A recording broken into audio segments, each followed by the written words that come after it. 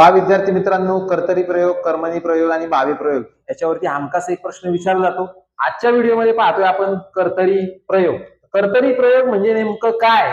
जेव्हा क्रियापदाचे रूप हे कर्त्याच्या लिंग किंवा वचनानुसार बदलत असते तेव्हा त्या प्रयोगास म्हटलं जातं कर्तरी प्रयोग.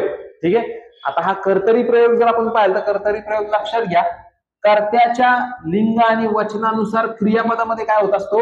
बदल होत असतो. उदाहरण पहा, तो चित्र काढतो. या ठिकाणी कर्ता जर आपण पाहिलं तर कर्ता पुल्लिंगी आहे, बरोबर.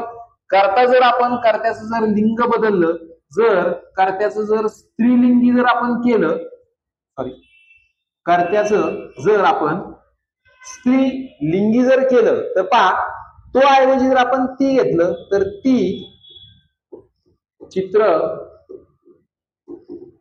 काढते. ठीक आहे. म्हणजे काढतो होतं पूर्वी, आता झालंय काढते. म्हणजेच कर्त्याचं जेव्हा आपण लिंग बदलतोय तेव्हा क्रियापदामध्ये काय होतंय? बदल होते.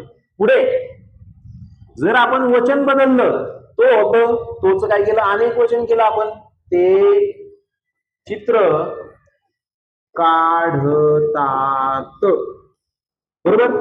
म्हणजे या ठिकाणी ज्या वेळेस कर्त्याचं ज्यावेळेस वचन बदलतोय आपण त्यावेळेस काढतो या क्रियापदाचं रूप काढतात होते. म्हणजेच कर्त्याच्या लिंग वचनानुसार जर क्रियापद बदलत असेल तर त्या ठिकाणी होणारा प्रयोग असतो कर्तरी प्रयोग. ठीक आहे. माइंड इट, लक्षात ठेवायचे.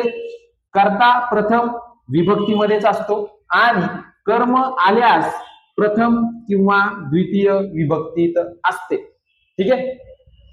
व्हिडिओ कसा वाटला जास्तीत जास्त विद्यार्थ्यांपर्यंत पोहोचवा. धन्यवाद.